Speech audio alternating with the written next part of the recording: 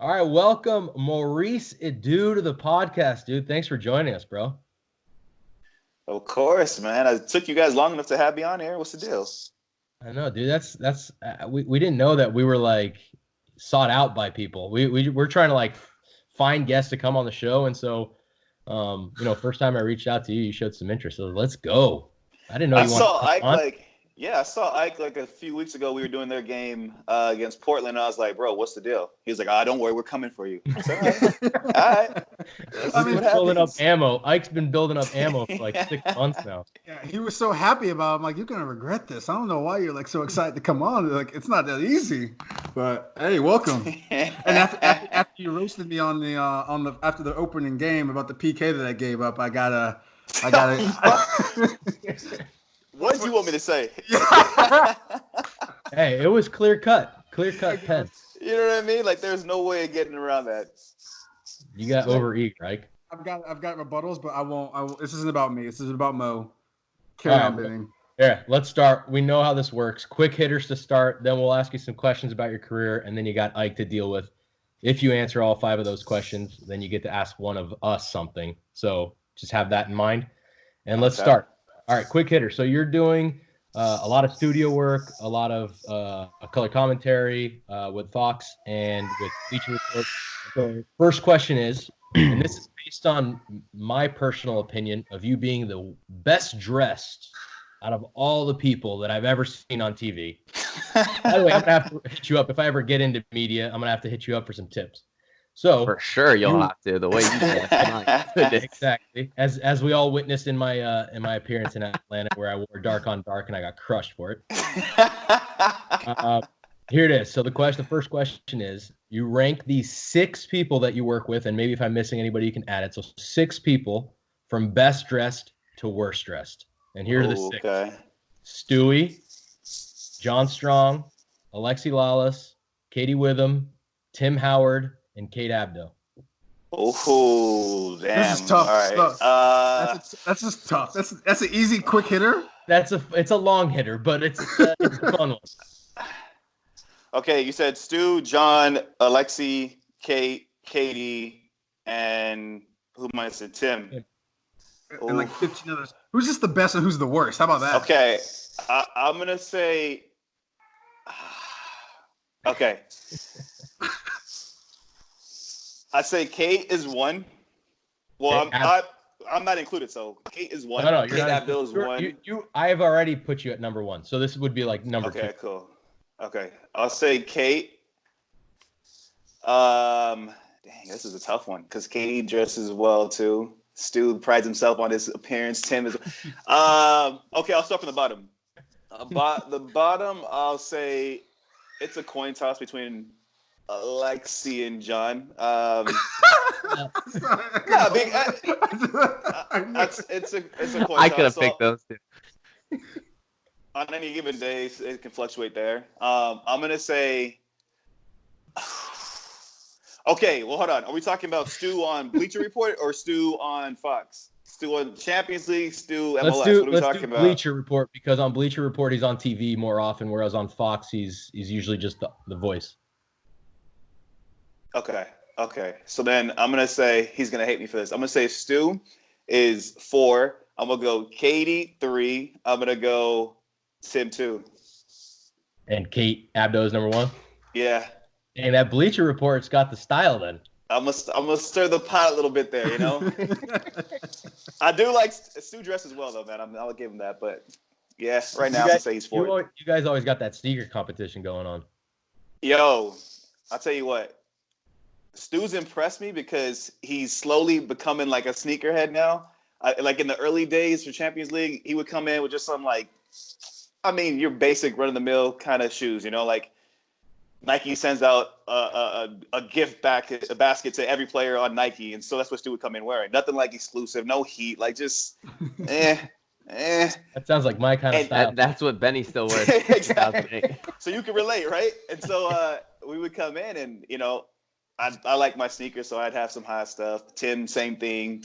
Even Steve would come in with some heat. So Stu was like, "Yo, hold on, man, this can't happen. Like, I gotta set my game up." And so the past couple months, Stu's been coming in off-whites, So what else? Fear of God. I'm like, yo, what the hell? Like, who are you right now? He's like, yeah, bro, come on, man. You know I got that heat. And like Stu tries to say things that how do I say this without killing this guy off? No, you can kill him. He's been on. He had his chance to kill you if he Still come wanted. on, still come. Like, yo, you know I got that drip. I'm like, bro, stop. No, but it's we have a good group over there. We have a good in both scenarios actually. Fox, good group of guys there and girls, and then same thing with Champions League. That's what makes it kind of fun. You know what I mean? I think we're all passionate about the sport, but then it's like good banter among the group too, and I hope that conveys itself on camera to the viewers. Yeah, for sure. If I get into that, I'm gonna have to step up my game a little bit. You Maybe will, take bro. some tutorials. You will. It's infectious, man. All right. Moving on. This is an easier question. Which team that you played for do you feel most connected to now? Probably Rangers. I spent the most time there. Well, the most time there and played the most. When I was in Philly, I was there for 4 years too. But the last 2 years, I was injured. I feel a strong connection to Philly just because they made me captain. I wore the armband. That's something that not every player gets to experience, and so definitely feel strong ties there. But I think Rangers gave me a chance to play in Europe first and foremost, to win trophies, to play in Champions League, and ultimately that was my springboard to go to a World Cup, right? So the fans there, just the whole atmosphere and being a part of a club like that, it was something special. So that's when I'm probably closest still to that club. And you had a lot of success there too. I mean, you scored in the Old Firm, and you had some big timely goals at the end of games. I remember seeing 2 or 3 times where you scored 90 minutes in the 90th minute or something to win a game, and one of them was against Celtic, right?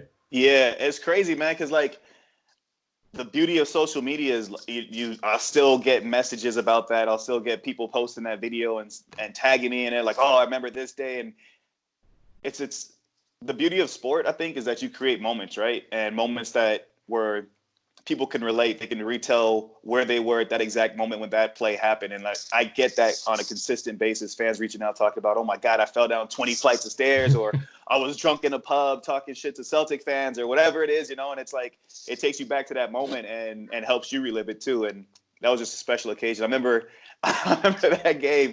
Damn, I can't really say that on here, but after you can say it all, dude. Nah, if I say this, it has to be edited out. Just know that. So Bees was one of my teammates when I scored that goal, and if you know Bees, you know Bees. So when that final whistle blew and I'm walking off the pitch, he's like the first one that came up to me, and he thanked me for scoring that goal because it was gonna lead to some success for him. So yeah, I see where this is going. I'm guessing off the field. So yeah, that was a special moment. Great goal, great club. All right.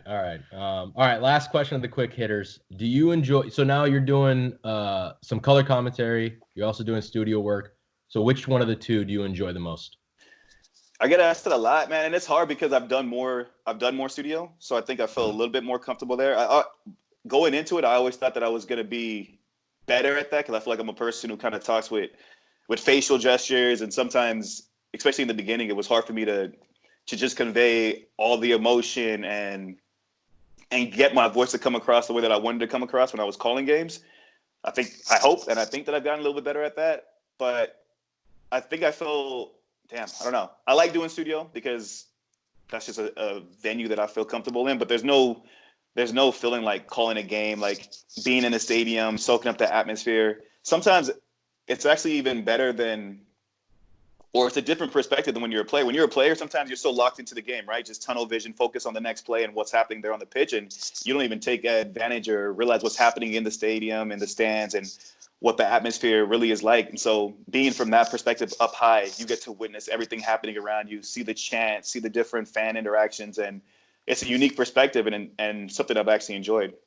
Nice. So I didn't really answer your question, did I? No, you did. I think that's going to be something that I'm going to have to talk to you about afterwards as well. Quick question. Hey, what's worse, when a fan crushes you on Twitter as a player, like you played a bad game, or a fan crushes you for being like a shit studio analyst? I don't. It's all the same, dude. Probably, yeah, it's one of the same. I don't take too much. I don't pay too much mind to it right now because I still feel like I'm fairly new into it, and I actually appreciate the criticism, right? Because I want to get better, so I take any kind of criticism as just critique. If you feel like whatever you felt like, Twitter's not where you're gonna find constructive criticism. nah, bro. It's hatred I remember when or I was love. young. It's like one or the other. It's you suck and I hate you. Yeah, but I remember when I was young and Twitter first came out, I was all about it. I'd be sitting there going back and forth with fans and just like, because it was fun. I didn't really care. It wasn't so much that I took what they said personal. It was just fun, like just banter and seeing how much you can wind them up. Now I'm more passive. I'm like, I don't really care. All right, those are all for the quick or slow hitters, as we like to call them nowadays. I'm gonna bring you back for the first question of the interview here. So you are from California, Rancho, or close to Rancho, right? Or in Rancho, where you grew up in Cucamonga? Yeah. And pretty much. And it was your maybe I'm adding a little bit to the story, but you really wanted to go to UCLA for college. So you came to official visit to UCLA. I was there. And then he decided to go to Maryland. You showed you such a good time that you decided to go all the way across the country to Maryland. Why? I want to know why you chose Maryland. You got that money in the envelope, bro. That's why he went. Why would you leave Cali? You know what I mean? To go to like doesn't make any sense. I think they offered him HGH because I promise you, this guy was scrawny. This guy was like a toothpick. And then he's always had scrawny. Freshman year at Maryland, and I was like, his calves has always been skinny calves, always. I walked in that same production meeting. I walked in. This dude had like it's supposed to be a large shirt. It fit like a small. Bro. Like, yo, I'll give you some tips, man. You just buy small clothing and it gives an illusion, man. People have you. You gas up everyone, man. Everyone thinks that you're so much bigger than you really are. Yeah, but if I buy small clothing, I'll just look fat. So why did I choose Maryland? Well, yeah, I did. When I went to UCLA, I did like it. It was, man, we had a good time, a real good time there, and probably that would have been the ideal school just because it's close to home. My family could have seen me play. My dad had a stroke my senior year of high school, so that would have been the more sensible thing to do. But when I went to Maryland, I had a really good visit there too. Sash was no bullshit, just kind of like a straight hitter with me.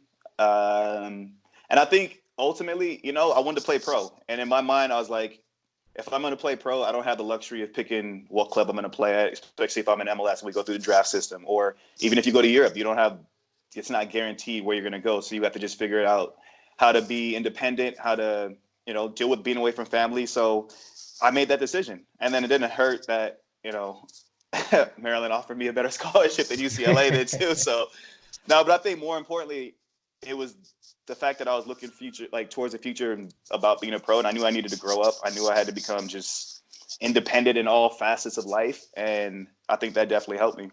Yeah. My official visit to Wake Forest, actually, I actually watched you guys play Maryland or them play Maryland at home at Wake, and that was the first time they lost. I wasn't there yet, so relax. I wasn't there yet. But that was my first time that I saw you play, and Omar might have been a forward at the time. Yeah, man. Like Omar Gonzalez. Omar played up top. Yeah, college. He did. Bro, he got recruited as a forward. He was like all through his youth career and everything. He was a striker. Really? Yeah, long ponytail. Yeah, that's right. They were a decent team, and that's why I remember seeing Mo, and I'm like, okay, this guy's pretty good. And then he pieced out before I got to Wake, but so it was cool to at least see you before all the other people knew who you were, I guess. Did you go to Maryland for 1 or 2 years? No, bro. I played 3 seasons there. Yeah. Oh, you played 3 seasons. Okay. Yeah. And then you went to Toronto. And then Toronto. So Toronto's my next question. So you won Rookie of the Year in Toronto. Were you there for 2 seasons? Yeah, a year and a half because I left right after the Olympics. So I'll get back to the Olympics at one point here, but Toronto. So you won Rookie of the Year. So you had individual success, but the team kind of sucked. So how was that, dude? I know it was a brand new team, so how was that? Toronto was amazing, bro. If I could have spent more time there and still had the same timeline and career, which doesn't make sense, I would have, because it was, from a city standpoint, unbelievable. The fan base, like, for those who haven't been to Toronto, it's like a melting pot of cultures, right? And all those cultures, soccer is their first sport, so they were just waiting for the team to come. So when we finally when they finally announced that they were going to have a soccer team, it was crazy. They sold out season tickets, and yeah, we sucked, man. We were bad. On paper, we were good, man. Like, our starting 11, we used to look at it all the time like, damn, how are we losing games? Like, what's the deal? Like, what's going on? But it was fun for me. I had guys there, like Aleko was there, and that was like my big bro at the time there. He's the one that kind of like really showed me the ropes early days. And then Carl Robinson was like my partner in midfield. Edson Buttle was there. Bro, in that 1 year and a half, there, huh? I didn't remember bro, that. that year and a half, I played with probably 60 players. They used to joke and say that Mo Johnson was treating our team like football manager because players were just coming and going nonstop. But no, realistically, I played with so many guys in just that year and a half. Jeff Cunningham, Danny Dichio, Tyrone Marshall, like everyone. This dude was bringing them in like the month-long loans in the Prem. And then you're out. And then you're gone. But it was fun, man. Toronto's an unbelievable city. They joke now and say that they're thankful because I paid for their grass for them to get grass now when they sold me. I'm like, damn, why couldn't we get grass when I was there? Oh, they were turf. Turf. Ow. Bro, that was turf training every single day on Really? turf. Yeah, that was our training facility too. So we trained there every day, play on the weekends. And that was back when MLS would have like earlier kickoffs too. So it's like the blazing heat in Toronto in the summertime. I'm dripping before I even start warming up. Like, feet are on fire. Yep. Ice baths for days. Like, it was. I'm old now, man. That's probably why my knees feel the way they do. Maybe. I mean, playing turf is no joke. But it was good times in Toronto. Good. It was some good times. You guys have any side questions? Why are you laughing, bro? Before I move on to the next phase. My side questions will all come in my interrogation. I've got them lined up. I'm even adding and subtracting right now. If you guys have some side questions, then just shoot them out, or else I'm gonna keep going. Well, yeah. Well, I got a side comment about when you get into the Olympics, but we'll talk about that. The Olympics is right now. We're getting into the Olympics. So this dude. Right. Well, let me talk about the qualifying before the Olympic qualifying. All right, go ahead. Yes, bro. I was your roommate. That's what. Look at this guy. Yeah, we played poker in the rooms that night. You don't remember with Peter Novak? Me and Sash weren't roommates. No, I honestly don't remember. Bro, look at you, man. That's actually no respect for Sal. No respect. Actually, look, no. I was roommates with Dax, but we were hanging out. Me, you, and Sasha, whatever. And then Peter Novak told me that I needed to stop hanging out with you older guys because I was trying to fit in too much. But anyways. Mo, you were you? Yeah. Mo was you. No, not in the camp for actual Olympics, the qualifying. Yes, he was there. Yeah, bro. What are you talking about? So look, dude, I'm telling you. Let me tell this story. Okay. So we were playing an inter squad, right? And in this inter squad, I think it was like the day before he was about to pick the qualifying team, right? And he basically did a first and a second team. And he scrimmaged, I remember. And our second team, the guys that maybe weren't going to make the team, some guys weren't, beat you guys in like a 60-minute scrimmage, like 5-0. I don't know. 5-0? Yes, it was something ridiculous. Was I still there? Yes. Listen, okay. Chad Barrett had like 2 goals. Like that's why like a lot of like these guys made the team and then Benny, and then you got cut, which I also thought was like a joke at the time. I think it was like a year prior you were scoring the winning goal in the Gold Cup. But I remember like that whole experience, dude. Peter Novak had lost his mind, man. He lost his mind. He didn't know who to pick. He didn't know like what was going on. The second team crushed the first team the day before he's about to pick the qualifying guys. I was playing center mid in that game. I played D mid in that game. I'll add a comment to that story because people have asked me, and I've seen like things all the time. And when I did the Instagram live a couple days ago, somebody asked me this story about Freddie Adu. And was it the scrimmage? I don't think it was a scrimmage. I think it was the game that we lost in 5-0 because I don't even remember this result. I don't remember that. I don't know if that was a game or not, but it was definitely in a game when you did what you did. Yeah. So okay, you tell Mo. So like I said, I literally don't remember who my roommate is. So you tell me if my mind is fuzzy, and if it's wrong, then you kind of correct me wherever I'm wrong. But this is what I remember about the Freddie Adu story. Freddie Adu story is we were playing a game, and maybe it was this scrimmage game, or maybe it was against someone else, and we were getting killed. So maybe it was this game, or we were getting outplayed, And I remember a couple times that he got the ball, he was trying to do too much, trying to, dribble when he should pass or whatever, like losing the ball and not being, safe with the ball and driving everybody behind him crazy. And at one point I lost my mind and I'm like, I don't know how what I said exactly, but I basically said in a way, stop losing the damn ball. Like, we're all running around, get your ass behind the ball. Stop, screwing up the whole team. You're fucking with the whole team at this point. And me like berating him on the field.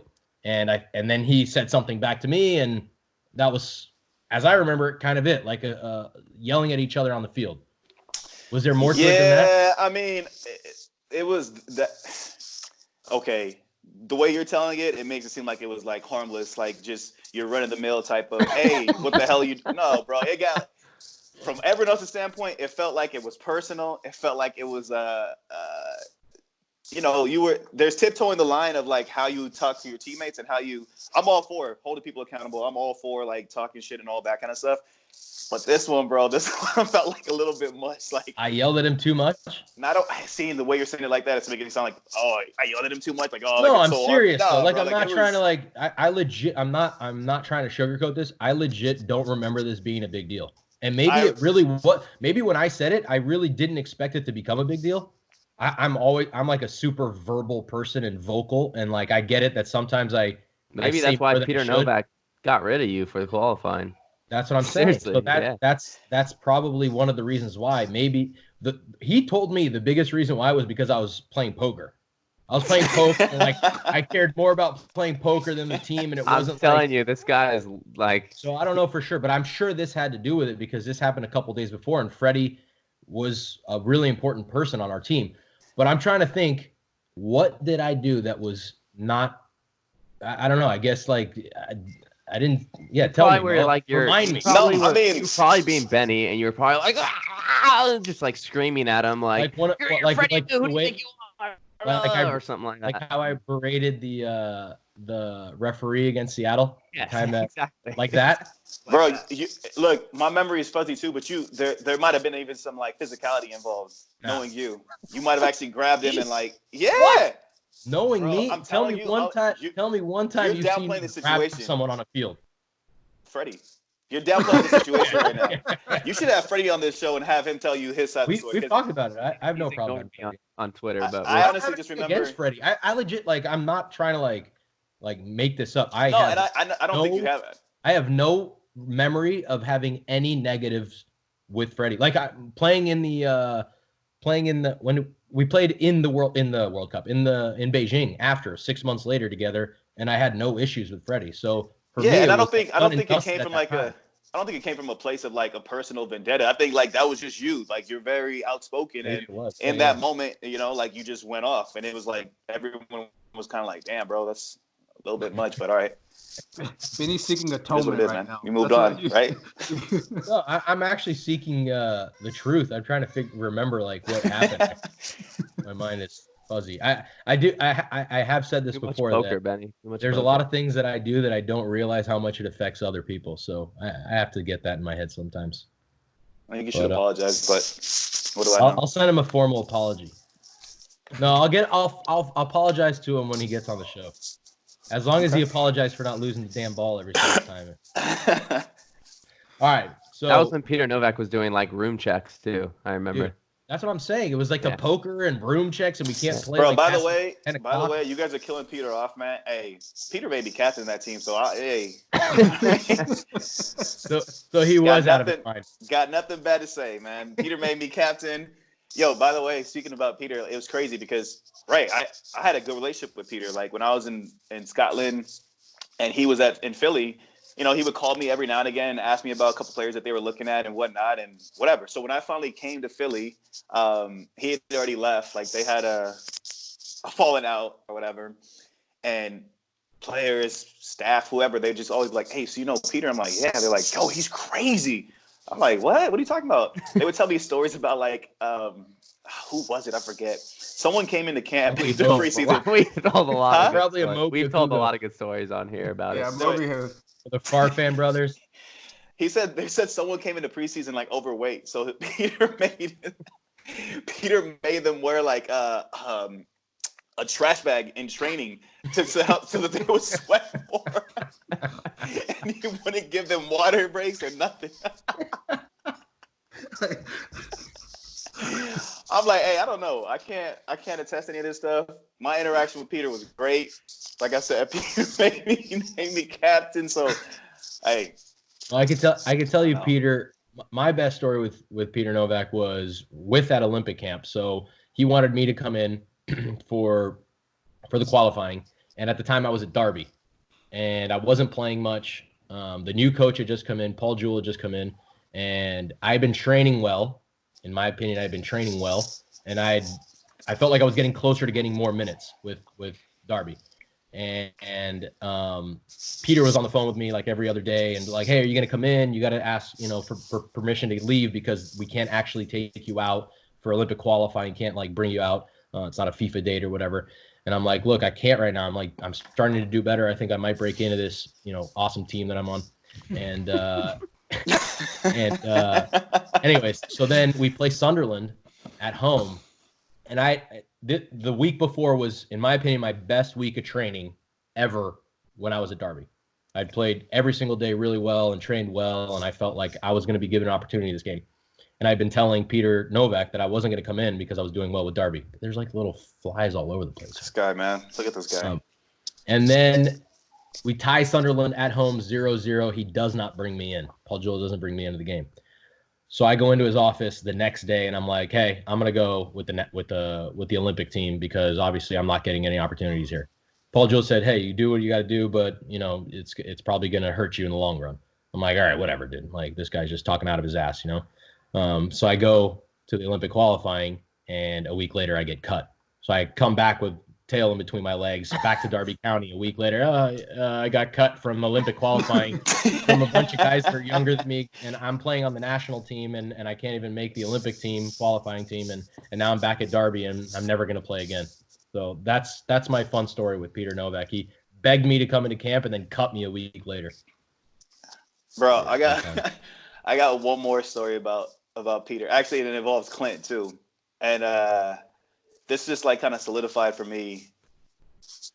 Like I was already like cool with Clint, right? And you guys all know Clint. Clint's like one of the realest people you will meet. Like that's just him. And I don't remember if you were in this camp or not, Benny, but we were at camp, and this was around the time when Bob and Peter were saying like, hey, no phones on the training pitch. If you bring your phone, leave it on the bus, but don't bring it out to the field. I don't remember if you remember that or not. But anyway, so whatever. At that same time, Clint's wife was pregnant. So Clint was like, no, I need to have my phone close by in case whatever. So whatever, he brought it out to the training pitch. We go, we train, do that, blah, blah, cool. So we finished training. Everyone's like getting changed. Clint's like looking around like, hey, where's my phone? Have you seen my phone? He's going from person to person. I'm like, nah, bro, I haven't seen it. I don't know what your phone is. I haven't seen it. Asking this person, blah, blah. And as he's asking more and more people, he's like getting like more and more upset. He's like, what the hell? Where's my phone? No one knows where his phone is. So we get on the bus and Clint's like, I'm sat right here. I'm actually by the window. Josie's right next to me, and Clint's like opposite us. And you can just see him. He's visibly pissed off because he doesn't know where his phone is. And obviously, like I said, his wife is pregnant. So we're all sitting there. The bus is getting loaded. The last person's gone. Now every player's on the bus. Clint still doesn't have his phone. And we're sitting here like this. Me and Josie sitting here whispering like, yo, what's about to happen? Like, I don't know what's going to happen. You and Josie, yeah. Yeah. And then so Peter walks on the bus with the phone like this, like, hello? Ha, ha, ha. Hey, we said no phones on the field. Ha, ha, ha. Like, and Clint kind of has his head, and he kind of like glances up, and he sees him, and he sees that he's on the phone. And Peter's like doing his thing with the phone, like, ha, ha, ha. We said no phones on no phones on the pitch. And Clint's like, is that my phone? Peter, whatever. And then Clint stands up like, is that my phone? And Peter's like, hey, we said no phones on the pitch. Clint like slightly starts like takes a couple steps forward like towards him. He's like, hey, is that my phone? And Peter's like, hey, Clint, we said no phones on the pitch, like blah blah blah, trying to explain whatever. Clint's pissed. Clint's like, hey, and me and Josie are sitting here like this, like we're kind of like slouching in our seats now like this, like getting lower, like like, what's about to happen right now? Is he really about to fight this man? Like, is the coach gonna get attacked? Whose side did we take in this? Like, what? And then Clint's like, he says to Peter, he's like, if you don't give me my phone, I'm gonna beat your ass. I said, what? I said, wait a minute. I said, this is the coach. I said, hey, wait a minute. And then Peter had the phone and he went to hand it to him and like Clint went to reach for it and then Peter kind of like pulled it back like pump faked him. I said, oh shit. And then he gave him the phone eventually and he's like, hey, we said don't bring phones out on the pitch no more. And then that was the end of that. But we were just like, me and Joe just sitting there looking at each other like, yo, what did we just see right now? What just happened? Like, and at that time we were younger too. Josie younger than I was, but you know, still kind of new to the national team and whatnot. Like, I'm like, yo, okay, Clint, all right. Okay, I'm not taking your phone. That's never gonna happen, bro. But yeah, man, it was. They don't make were you too there for many that? like Clint. I feel like I remember this, but now I don't remember if I actually witnessed it or if it's like secondhand. But I've heard this story before, or I was there. He was But- playing but poker I in the wasn't- front of the bus, I think. Yeah, I wouldn't have been. I wouldn't have been close by, so I didn't like actually witness this exchange. Bro, it was. Do you remember intense. where this was? Where the camp I was? don't, man. I don't know. Maybe, Year? bro. I don't. Since I'm old, man. 2000 Everything's a blur to me. Yeah, 2008, I think, or 2009. Sorry, no, 2008. In the summer of 2008, I got injured. So from 2008 all the way like till March of 2009, I didn't play at all. So it might have been that. But anyways, yeah, dude, that. Like I said, there's not too many like Clint Dempsey. He's one of a kind. Mo, you still with us? He frozen? We lost Mo. Let's see if he gets back. Mo, you back? Mo, can you hear me? No, bro. I'm sitting there like, what? Oh, you can hear me? What is this man saying? Now I can, yeah. I stopped. When I saw you froze, I stopped talking. I was just saying that there's only one of Clint Dempsey is one of a kind, dude. There's not many like him. Clint, yeah. I love Clint, man. All right. Well, anyways, honestly, the story that I was going to ask you about the Olympics was kind of like a joke, but now that we talked about everything in between, I don't know if but what I was going to say is, have you ever accepted the fact that you are a better center back than a midfielder? Bro, I was just talking. Who was I just talking to about this? Probably Charlie. I don't remember. Maybe. I don't remember. So I don't know. It doesn't matter who it was. Dude, I was saying like, man, I wish. I was just saying, no, I wish I would have come to terms with playing center back earlier on, man. Because like, who knows, man? I probably could have played longer. I probably could have had a longer career, picked up less injuries, and. If you only listened to me. Nah. Bro, our team in Beijing was sweet. That's like the one. I'll tell you our weakest point in Beijing. You know what it is? What? Coach. It was our weakest point. Peter didn't set up the team the right way. Dude, it was crazy. Our team was so nice, dude. You and Parky, Guzan in goal. We had Marvell. We had, I think, Orozco played left back. Roscoe, but then Robbie Rogers played left back once he got red card against Nigeria. And then the midfield was Sash, Michael, and Stewie. We had so many options in midfield, bro. Wait, Our midfield was too deep. And Robbie. It was those four. Michael, Robbie, Stewie, and Sash. And then up top was Freddie and McBride. How is Freddie and Brian McBride playing? Josie and Charlie? You got Josie and Charlie, and you got Freddie and Brian McBride playing. Wait. Hey, stop disrespecting Freddie. I told you Freddie was one of the best youth internationals I've ever seen. Yeah, every tournament ain't youth anymore. It's a man's game. On 23s? Yeah, 23 is like we're playing against Ryan Bobble, dude. That's who we're playing against. Okay, but that's the over threes, bro. It's still youth kids. We had a squad, bro.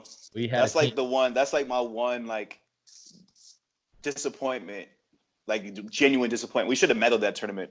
I agree. I have a disappointment for two reasons. One, because we should have medaled, and two, and one because we should have medaled, and two because he didn't put the right team out. Should have been Charlie and Josie up top. There were guys on the bench. I mean, like, I hate to say it, but I should have been playing in that damn team. And somehow, like, I didn't play.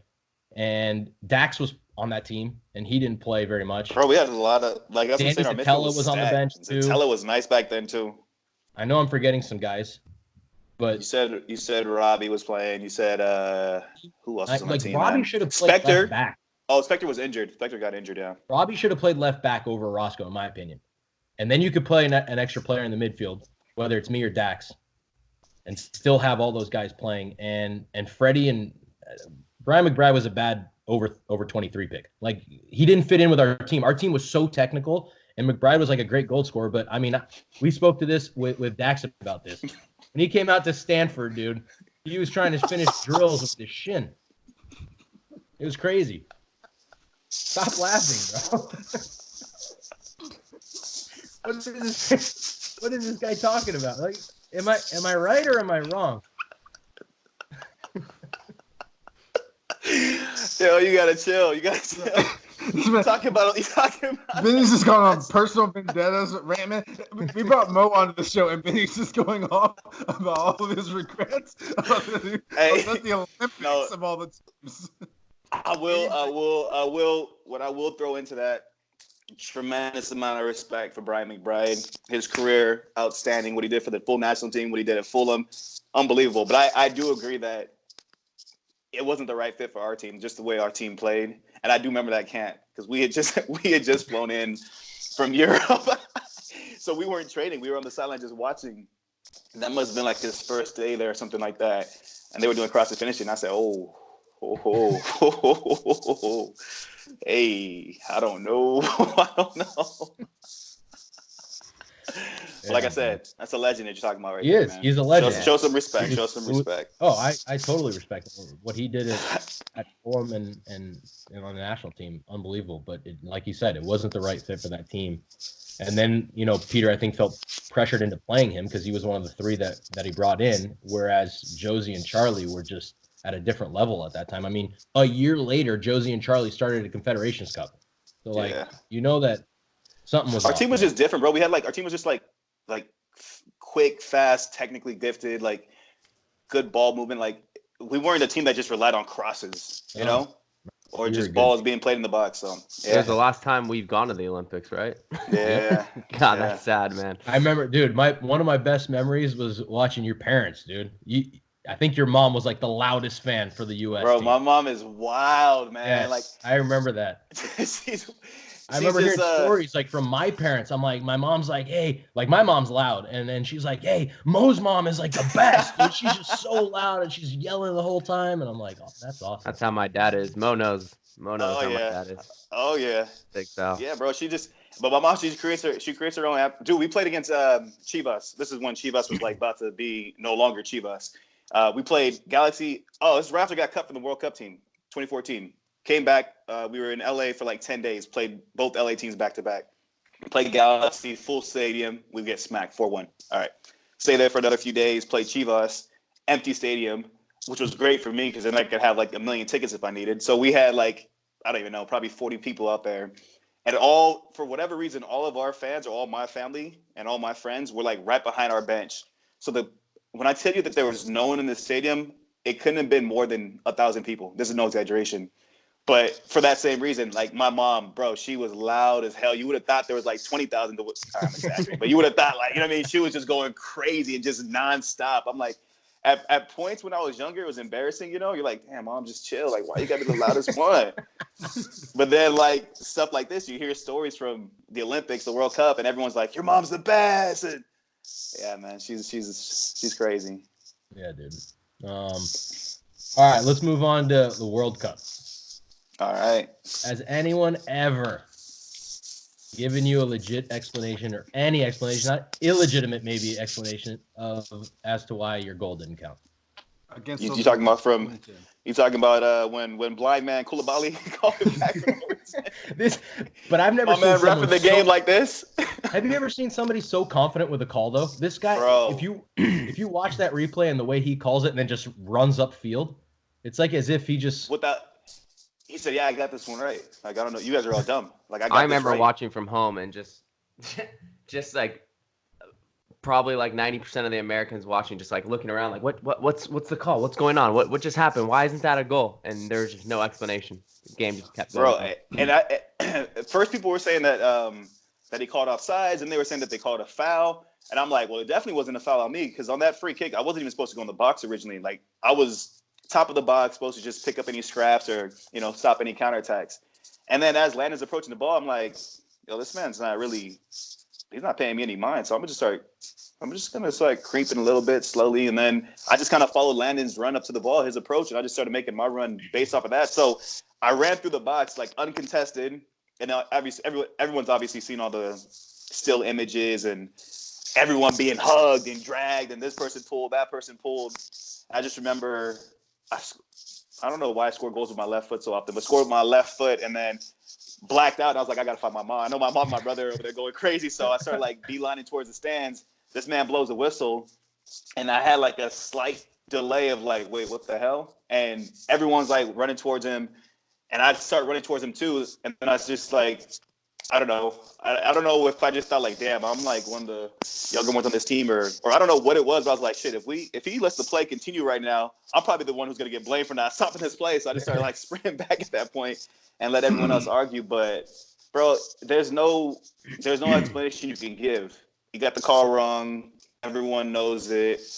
It sucks, because that was my one World Cup and my one chance, and taken away. But hey, the after effect, man, it caused a lot of emotion, commotion, excuse me. A lot of conversation came out of that. A lot of people took interest into our team because it was a controversial play. You know what I mean? And you were there, Benny. You saw the amount of like fanfare and like people reaching out to us on Twitter and whatnot. So it was, even though that moment sucked, the whole experience and like the way the reaction. And I think social media being as big as it was then, or starting to get bigger, was kind of cool to actually engage with fans and see how many celebrities were taking notice of what we were doing over there. Yeah, and the one thing that I think goes without saying is the fact that we actually qualified by winning the next game, and we won the group. So at least it didn't cost us anything. I know it cost you personally, like to have a goal in the World Cup would have been an amazing story. And I mean, in reality, you did have one, and it even became a bigger story because they took it away. But at the very least, we still qualified to the next round, and it wasn't one of those where, a terrible call just screws us. So, yeah, but that was insane, man. That game, and I remember going in with you at halftime, and we're out of the World Cup at this point. We lose that game. We're down 2-0 in a World Cup game. Like, how many games do you come back and get a result down 2-0 at halftime? And we're about to – our World Cup's over. And Landon scores that first one. Bro, do you remember those goals that we scored in that game, by the way? Yeah. Stupid goals. Like Landon scores from Landon's was just like angle. A long ball. Mikey has like that. Michael's shot is one of the hardest shots I've ever seen. He kicked it with the sole of his foot, and made it like go downwards, like, or else it would have gone over the crossbar. I don't know how he did that. A sliding kick with his sole foot. My 2 cents from that game watching was, first off, like the disrespect that the ref showed after the game. Like, he didn't want to like hear any. There's no that little like bravado after a game from a ref. Refs are human, so you want to treat them like human. But like, if you've got that level, it's just like something irks you as a player to the fact that you won't even be able to get a conversation about it. And just like, I actually rewatched it because I wanted to like remember what just happened like an hour ago, and I just remember being like, oh, watching that live, I was livid at Gumby the ref, who wouldn't even give anyone any time. It was like, oh, I don't know how you guys did it. Yeah, bro, we rushed back in the locker room where everyone was just talking about it, watching replays on phones and whatnot, and yeah, bro, no one had any ansans. There was no answers. I'll tell you what, dude. I remember going into the locker room after that game where we had tied 2-2, and I remember Clint came in kind of late, a little bit after everybody, and he was livid. He was so pissed. He was like throwing shit, and I was like, Clint, relax, dude. We were out of the World Cup 45 minutes ago, and now we're back in it. And if we beat Algeria, we're in. Like, as much as we just got robbed, and as much as maybe we should beat that Slovenia team, we're back in it. And I remember having that mindset. So as much as like, dude, I am like the number one of, if referees screw you, I am the most pissed off dude in the world. But for whatever reason, like I was thinking positively in that day and thinking, dude, we got this. We got this in our hands. We altered what was happening at halftime to give us another chance going into the last game. Yeah, I've got actually another question for you, Mo. When I watched the World Cup, those you being a young guy, I just remember thinking how intense the national team kind of was when you guys got together. And do you feel like that is a stark comparison as to where we are now? Obviously, I know we didn't make the last World Cup cycle, and that plays into things. But do you just feel like there's just such a difference, amongst the core? Because you're still relatively close to the, playing. Do you think there's just like a core, mindset, something just what you think what it could be that's just so different between those days, that era of guys, and kind of today? I don't know. I think it's different because this group of players, it's a unique situation, right? Because now they've had a few more games under their belt together collectively, and some guys are starting to really. The hope is that some guys are stepping up to be leaders. But I know, like when I first came into the national team, it was different, right? There was legitimately and realistically there was 9 to 10 spots already inked in, right? And there's like guys, 6 guys coming into camp, and you're hoping to maybe take that last starting spot, or you're hoping to just come off the bench, right? Whereas now you've graduated how many young players straight to the first team, and the expectation is for them to come in and play impact, to be impactful straight from the get-go, and to assume leadership roles straight from the beginning, which is it's a daunting challenge because these are kids, right? They're all young players. And I say the contrast is that I came into the national team and there were guys like Los was there, Bocanegra, Gooch, and Bees, Landon, Clint, all these men, Tim Howard. Yeah, and we came into the national team in small bundles, like guys graduated from the Olympic team in small bundles, 1s, 2s, 2, 3, 4 guys at a time. And you learn straight from the get-go, like, hey, this is what the national team means. This is what it means to train every single day. You were held accountable. They showed us the ropes. So they basically trained us and groomed us to be national team players. It didn't just happen overnight, right? It took a few camps before it really got you in line. But straight from day one, you felt like, wow, this is the national team. This is an honor. This is something that shouldn't be taken lightly or taken for granted. So I think it's slightly. I don't want to say that these guys don't take it for granted or that they don't appreciate the call-ups, because I'm sure that they do. But I just think it's a unique situation because, and I've said this before, if you would have taken our Olympic team and put them all to the full team, I think it would have been a lot different for sure. Because within our Olympic team, we all had our own little pecking order. We knew where we stood. There was no one to check us. We checked ourselves, but if you understand what I'm saying, there's no now veteran players saying like, hey, cool, you guys were the Olympic team, but this is the new standard. So we would have all just graduated at one time and be like, cool, this is our team. We know who we are. We know what our identity is and all that. So these guys are in a unique situation. I think with time, they have a manager in Greg Berhalter who knows what it means to play for the national team. They still have guys like Mikey and Josie that are in camps. And so, the hope is that they'll continue to show them the way a little bit and that they'll grow into the team that they're going to be. Because the reality is they're not going to be the 2010 team. They're not going to be the 2002 team. They're going to be their own team, and they have to form their own identity. They have to create that. They have to come together as one and ignore all the outside noise and just focus on what that group is within. Yeah, I agree, dude. That's well said. I think I can vouch for that same feeling that you talked about going into the national team of, having guys above you that in a certain sense, you owe them respect. They don't owe you anything yet, Right. And you gotta earn that. And the other thing that I'll add to that is when you have those older guys that have played there for numerous games, when you are thrown in there. So let's say, I'm thrown in there for my first game, but I'm surrounded by 10 other guys that have been there before. It's easier for me to perform. Whereas if you put me, you, Michael, Sasha, everybody else at the same age group into a game and nobody's played at that level before, I mean, it's a completely different experience. I'm not going to play as well as I would with 10 other guys that have done that before, and same with you and same with most every other guy. And so I think that's a big thing for as good as for as much talent as we have and, in the Pulisics and McKennies and Tyler Adams and, I can go on and on. Those guys haven't played with, the older guys to feel they like you said, they've had to be the leaders right from the get-go. So it is a different ballgame. Yeah, and I mean, I'll just add, the last thing I'll add is that I think I still I believe in that group of players, right? I think within that group, they have the talent, and I think I'm really intrigued to see what they look like when Tyler comes back. Because Tyler, for me, is the leader of that group. I think he's captain material. He's captain material from the way he plays, but then also he has the respect of his peers. And I think everyone within that group would look up to him. And so I'm excited to see when he's finally back in that team and what that team looks like then. Yeah, he's a game changer. Having played with him for a few years in New York, he would He's a beast. really galvanize an entire team and change the way they would play as a team. So Just like through his energy as well, yeah, right? his energy, his attitude, his everything. This kid's he's annoying to play against, bro. Oh yeah.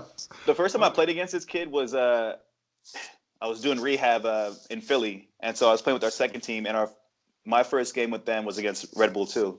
This kid, bro, he's annoying because he's buzzing around the field. Like, Was he barking at you? Oh, he's talking shit to us, bro. Yeah, he talks shit to everybody. He's talking shit to everyone. I'm like, yo, what? Hey, can you chill for a minute? Hold on, first of all. And like, he's talking shit to us. He's talking shit to his teammates, holding them accountable. They give him the ball, he loses it. He don't care. He's just like, hey, give me the ball again. And if they don't give it to him, he's like checking them. I'm like, hold on, bro. How old is this little kid? Like, what's the deal? So for me, for me, on the field, I think he's a good player. Tactically, he understands all that. But up here, I think that's where he exceeds most of his peers around him. And when I said barking, I meant like legit barking like a dog. This man was barking at me once when I had the ball. I said, what? He had the crazy guys. He did. Jesse Marsh has molded him into this guy, by the way. Like, well, listen, I got to play with him in January camp, but he's a good dude. But yeah, he's tense mentally. He's locked in from a young age. Yeah. All right, winding down here. U.S. Open Cup final. Which one? I have one question for you that it won't be you. I won't put you on yet. That'll be Ike's opportunity.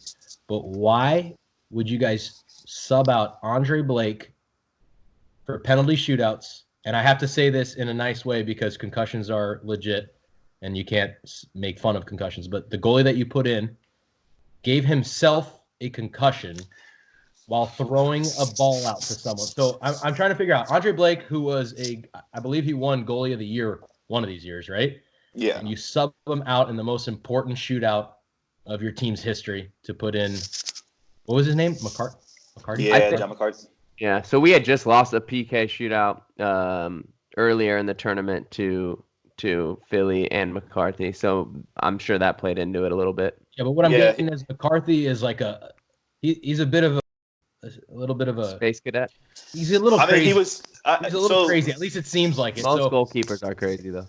Yeah, the thinking there was that he was good at penalties. He had saved a few penalty kicks, and I remember that game against you guys, Sal, because man, that was the one time when I was like, okay, it's a decent banter from the Red Bull fans. Like as I'm walking up to take my penalty kick, I hear them chanting something, and I'm like, what the hell? I'm taking my time, thinking I'm cool. Like I'm not running up there. I'm making sure that they wait for me. So every step I get closer, I'm hearing it get louder and louder. I'm like, what the hell are they saying? But I'm keeping like a straight face because I'm focused, whatever. I get probably about 30 yards out, and I'm like, oh shit, they're chanting, U.S. reject. I said, oh, bruh, that one hurts different. Wait, I had just got cut from the national team from the 2014 World Cup, and so yeah. But no, the thinking with John was that he was good at penalty kicks. He had made a few saves leading up to that in the run of the Open Cup tournament. So I think that was something that had been discussed beforehand. Obviously, whatever, it's a gamble, right? If we win that game, then it's not talked about at all. But we lost, and yeah, it is what it is. It happens. I mean, we've all lost in penalty shootouts before. Yeah, but I mean, for us, it sucked because it was back-to-back Open Cup finals, back-to-back Open Cup finals that we hosted. Yeah, I know. The other one was against Seattle, right? Yeah, but it's Clinton and Obafemi. Ain't nobody gonna beat him. No, but the reality is they didn't even play them. Like they came off the bench. Did they? Disrespectful. And still won. Came off the bench, bro. I said, oh, this one hurts, man. And we had a chance to win that game, but yeah, whatever. We took some really good penalties in that game. I remember these guys would hit like upper 90s. Yeah. He was guessing right, the goalie, bro. He was almost. He didn't guess right on mine. No, he didn't guess right on. You may have been the only one. because you're so good I at remember thinking. thinking like, damn, bro, like what's going on right now? Like the margin of error for you guys is for all your shots was like this. Yes. I was like, I mean, we lost to Hey, some better shooters, I guess. We I've won't got a talk about couple. mine. I've got a couple. I've got a couple questions from our time playing each other in Philly. Do you remember in 2015? I started off the first 7 games on fire before I ruptured my Achilles. Like I was on fire, scoring goals. We played Philly in one of these games on the set piece. I'm walking the first set piece. I'm walking up. It's you and 2 other people triple teaming me on a set piece. And I look at you and I said, "What the hell is this?" And you said some smart ass remark back to me. And I remember I was getting absolutely murdered by you guys. I've never been Bro. physically. But here's the worst part about it. PV would always come up to me and be like, "Oh, with your athleticism, your timing, blah blah blah, you should be scoring a goal every game on set pieces." I'm like, "Bro, do you watch these games? I'm triple team." But so I just remember that vaguely, as one of the moments I'm like, "Yo, this is real. Like these guys are crazy," and then we go play But at the. hey, you should take that as a compliment, right? I do. I used to get mad at PV and we'd be like, "Yo, maybe like someone else should, get on the end of one since I'm the one that's getting murdered, triple teamed. There's got to be someone else, right?" But no, I did take a bit of a compliment, but I was upset for sure though because it's the one moment to have a little bit of glory as a center back, as you should have known, as when you played there. So you guys took my joy away from me, which was always devastating. But actually, what's funny? Also going to Philly and hearing the Dupe song, which on TV sounds whack. It really does. But you get in the stadium and it starts playing, you're like, "Yo, this is kind of lit though." Bro, Right? it's crazy. I didn't know what it was, man. Like when I first when they first announced like the deal was done and I was coming there on loan, everyone kept tweeting me like Dupe, Dupe, Dupe, Dupe. And I was like, all right, Dupe, yeah, cool. I don't know what that is, bro. Like, what are you talking about? And then coming to the stadium, we score a goal and I hear it, I'm like, all right. Peter Novak, that was him who introduced that to the team. Yeah. Really? Yeah, man. Wait, maybe you guys should get rid of that then, right? Is that a little stench on that? Like I said, all right, man, I got no bad stories about Peter. Last question I got, bro, before you you get introduced to Kenna. All right, how's life different? This is a more for me question. How's life different now than as a player? Well,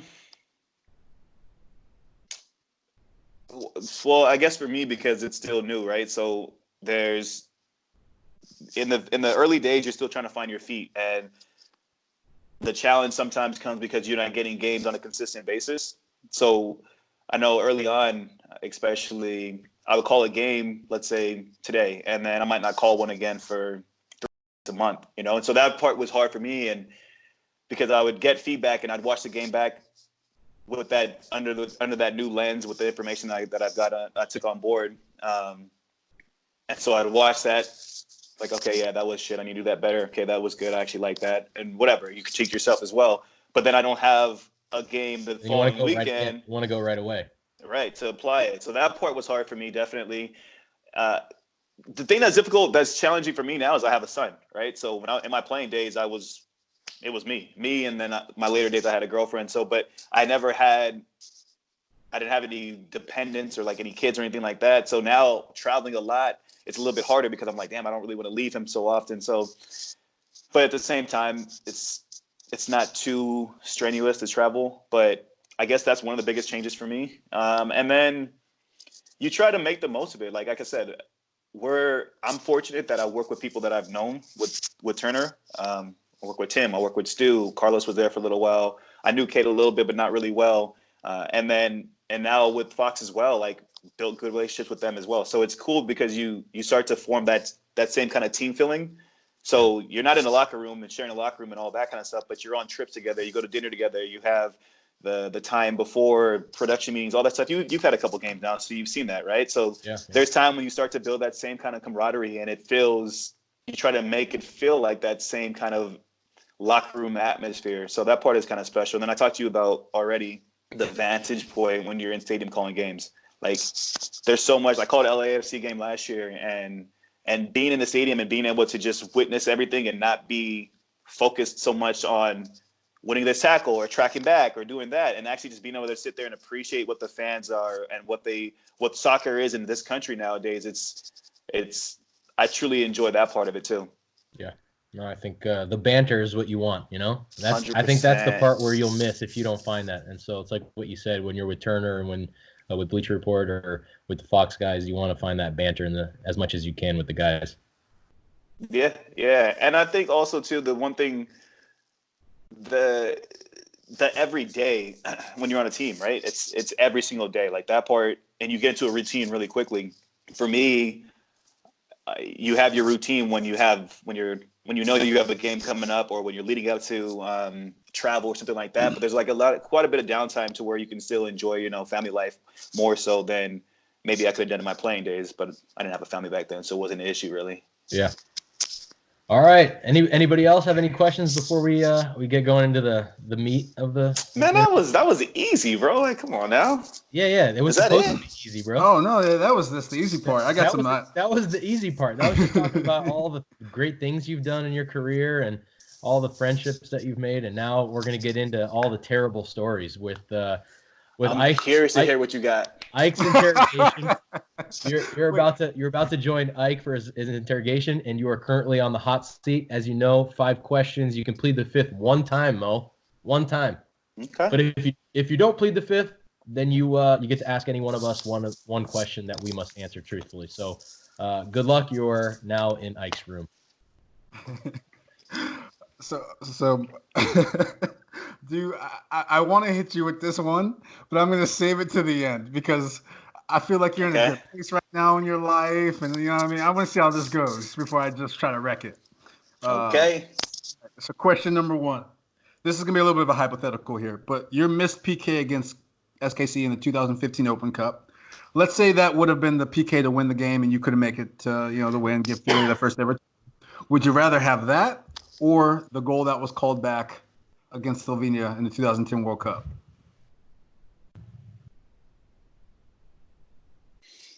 World Cup, bro. World Cup. Yeah. Whoa.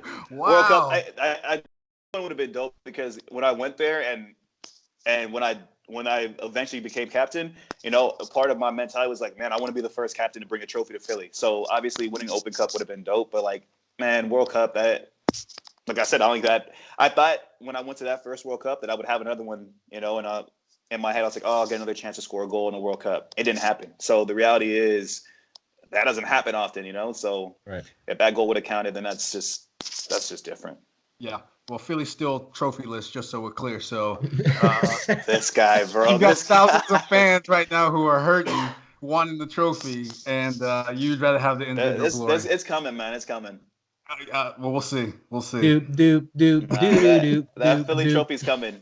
They went to like 2 more Open Cups since, and they've still yet to win one, I think. So maybe bro, soon. Can you relax? Hey, you're on my hot seat, all right? Just so you know, you're on my hot seat. All right. So you, this is funny. You've kind of lived the "Can you do it on a rainy night at Stoke?" That whole phrase that's been always going around on social media. You lived at Stoke. Kind of one of the stories. So I'm going to have you rank these cities of where you've lived from first to worst: Toronto, Glasgow, Philly, Stoke, and Bursa. What am I ranking them based off of? Your own Whatever you want. Okay. That's easy. Those cities, and especially I like the Stoke one because your old teammate Charlie Adam, in one article once said that Stoke City players got away with murder, and so I would kind of love to hear a little bit about that. He said that. He said what? He said what? Charlie said what? That Stoke City players got away with murder. This was like a few years ago, so that was kind of the overlap of the time that you were there, and I know your good friend Breck Shea was there too, but yeah, no, I'd say Toronto. Just speaking about cities, nothing else. Toronto's one. That's easily one of my favorite cities. Glasgow. You said just cities that I played in. Okay, so Toronto's one. Glasgow 2. I didn't live in Stoke, bro. So I don't know if you want me to rank Stoke or I didn't live in Stoke. I live closer to Manchester. So okay. What am I? So Stoke was last because you refused to live So there. Stoke is. I didn't live in Stoke. So Stoke's not up there. So it would be Toronto, Glasgow, Philly. I'm gonna just talk about my time in these places. So Stoke will be fourth because my time there was fun, not in Stoke but in Manchester, and then Bursa will be last. But Glasgow was a good time. You talk about having Brecken and Stoke, man. Jeff was there too, but in Scotland, man, what a time! When I went there, Bees was already there.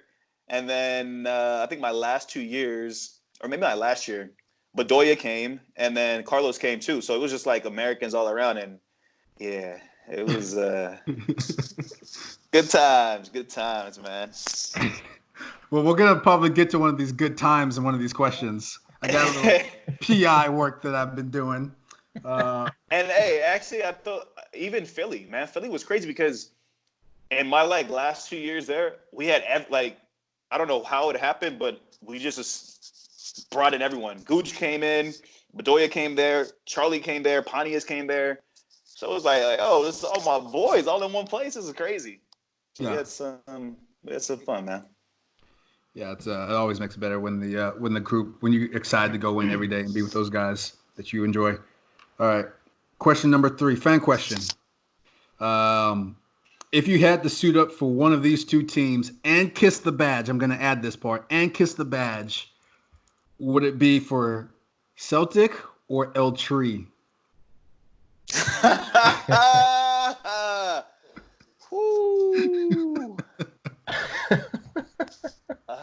Kiss the badge on camera.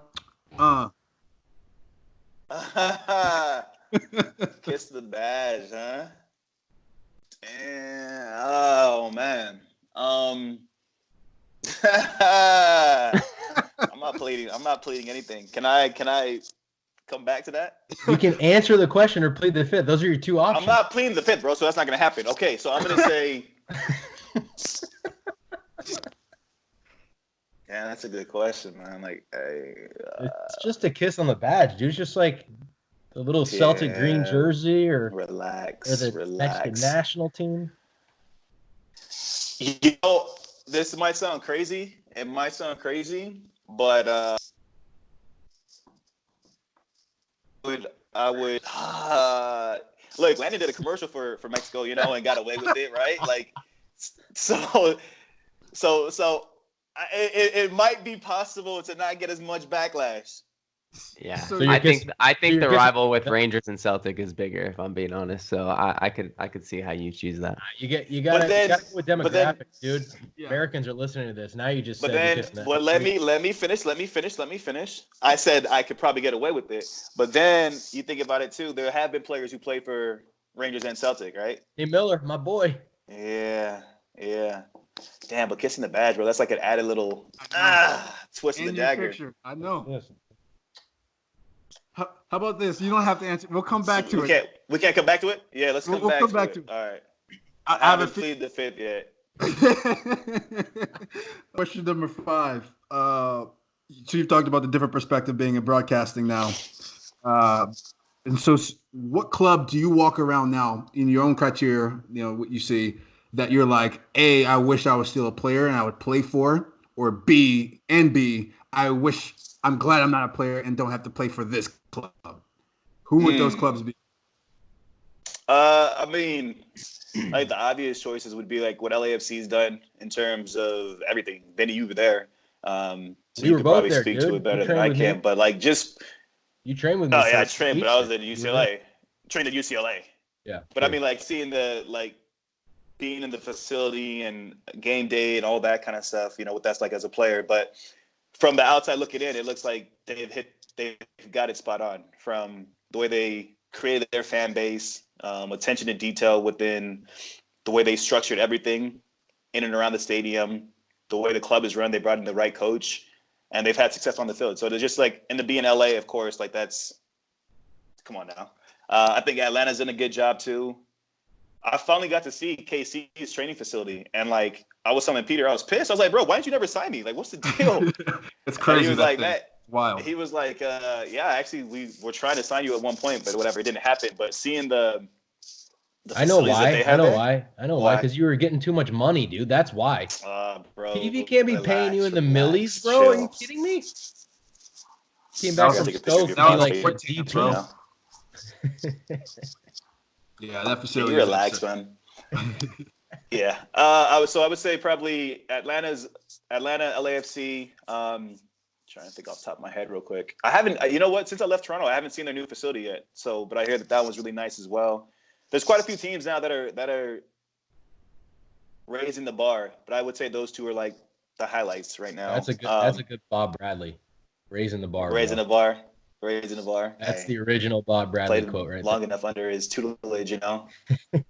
And then teams that I wouldn't want to play for. Here we go. Dun dun dun.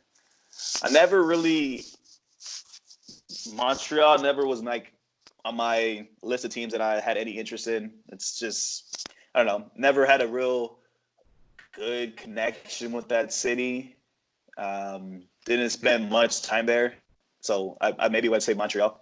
Doesn't seem like I'm curious to see how they do now with Henri though. I mean, prior to Henri, I would have wanted to play for them. I think Henri that was like one of my heroes growing up. So, but prior to him, like, who else? We'll see what New England's. Can't we just give New England a break? They're gonna, bro. We did. I thought we were. Can't we just give New England a break? Okay, I'll leave it at Montreal. What was that? Was that number 4? That was 5. Yeah, Benny's made peace with New England. That was 5. So we're circling back to the El Tree Celtic. So he can plead the 5th now. He could if he wanted to, but he's prideful. He doesn't want to. Pride is a man. Yeah. It's I got challenged by a former teammate at KC saying you've gotten soft when you plead the 5th. So I said, all right, I'm gonna step it up this week. I have, and he might somehow skate through. Bro, I'm gonna say. That's actually a hell of a question, man. I don't think if he answers this one, then that means he's got something lined up for one of us. No, if I answer this question, it means that I'm willing to take on the abuse that I'm about to get. That's gonna get hurled my way. Look, I'm gonna stick by the fact that Landon got away with it, man. Can you get in the middle of the camera at least, Mo? Are you happy, bro? I want you to say it. I will kiss the badge. No. I didn't say I will kiss the badge. You said hypothetical. Which would I do? I didn't say I will. Okay. Hypothetically, I said if this ridiculous scenario somehow presented itself, you would kiss the badge of. You know what I just? Okay, yeah. My girlfriend is Mexican, right? So, so my son being mixed race, I can't just sit there and disrespect half of his heritage. So that's where we have a winner. There you go. Who's the winner? I would have to. I mean, if you know, you have to say it. I would put on a Mexican jersey. I guess what And. Oh, that's another. Bro, why? That's a dumb question. Like, what's wrong with you, dude? All right, so I would in that scenario, I guess I would choose Mexico, man. I know I'm gonna get killed for saying that, but you know, I can't. I have to acknowledge half of my son's heritage, and it's only right. It's only right. Using your son as the scapegoat almost, but it's only right. Hey, he was willing to sacrifice anybody. Clearly, yeah, it's for sure. All right, man. Well, you've graduated. You've successfully answered all 5 questions. You're no longer on the hot seat, and you've earned yourself 1 question for any one of us 3 if you choose. You can also pass if you'd like. I mean, the question I got for Betty won't make the air. It all No, you cannot bring that in. If you're thinking what I'm thinking, I don't want to hear stories about Spider-Man. And I think I know what the story is too. That's what I think I do too. There are no stories about Spider-Man. He's never told me the full story because he's embarrassed. I don't know if it's the same one. You can go ahead. I'll get back to my desk with no longer beat. So that's out the window. Question. Let's see. I remember buying a Louis Vuitton belt. I was forced into buying a Louis Vuitton belt by you guys. And you remember when our dumbasses all bought that same Gucci bag? No, I wasn't one of those guys. But I They remember bought about the Louis Gucci Vuitton belt. watch, And then when I the went black Gucci home, watch. when I got back to the hotel, I opened it up and it was a Kenneth Cole belt. And apparently somehow Guzan had like switched it out and put his. And I was like, dude, these got all marks on it. It's like already all messed up. It's like used. And I was so pissed. Because Did he give it back to you? What's that? Yeah, he gave it back to me afterwards. But I freaked out. I was like, oh my God. Because you know how the Louis Vuitton belts, you get it like sized. Yeah. So I tried it on. I'm like, okay, it's got to be a little bit smaller. And I gave it back to the lady and she took it back and like sized it up and then brought it back to me in the box. And I never opened the box again. And I was like, oh my God. That lady took it back and put a Kenneth Cole belt in there. And I just bought a $10 belt for $400. I was livid. I was like, we're going back to the store. We're going back to the store. And finally, like, I don't know how many minutes later, like Guzan like showed me that he had it. He like switched it out somehow, I think in the cab or something. He crushed me. Man, that was the question I had, bro. I really wanted I wanted to see if you were gonna bite on that. Sal, you always get asked the questions. Ike, tell me about what were you gonna say? Sal says he always gets asked the questions because he doesn't do anything. And he's like, oh, I was just chilling here, mind my own business. Okay, what's up? I'll answer. Damn. I should have done some homework here. I was really hoping that Benny would give us something with that story, but I did give you something. No, bro, you didn't give us anything. Like, and I get it. All right, I'll give you something. No, you really can't. You really can't, because if you start talking, then I'm gonna start talking, and then it's gonna be a wash, and we can't talk about it. It's gonna get edited out. So yeah, we'll just leave it as it is. We'll leave it as it is. That story, like it just can't. What are you gonna say to that story? Sal, stop recording.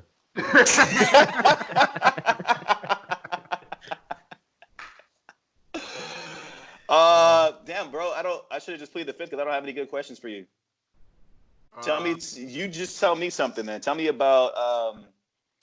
I don't care about who your worst teammate was. I don't care about. I want something juicy, bro. Like who's that? Okay, who's the teammate that you've had who was like borderline, probably could get arrested? You could see him getting arrested for a few different things. Oh, okay. Okay. I got a few of those.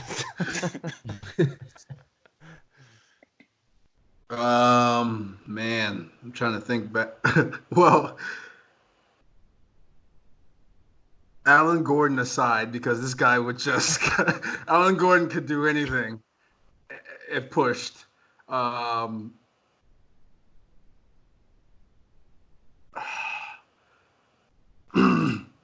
would say, actually, you know what? Off the top of my head, Felipe Gutierrez, I could see being super angry and wanting to murder someone.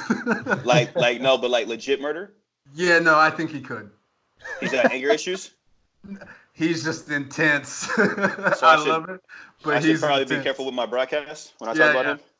Uncle Phil will come after you. Like, I'm no joke. And the dude's like kind of strong too. You think he's like, petite 5'9". No, the guy's like legit. He's got he's got something behind him that you could see. He's got a couple body bags. Mo, appreciate it, dude. Thanks a lot for coming on the show. Good stories, dude. Good times. We had some good times together. Bro, I had so many more stories to tell you guys. Oh man. So, it was good, bro. Appreciate you guys. We gotta keep your family together. Just the one Maryland question was the only. There's some stories that we can tell on the podcast. There's some that are better left untold. Yeah. Thanks, Mo. True. Appreciate it, man. Thanks, bro. Yeah, man. Thanks, guys. Hotspurs over Pats all day. Later, bro. Oh, this guy.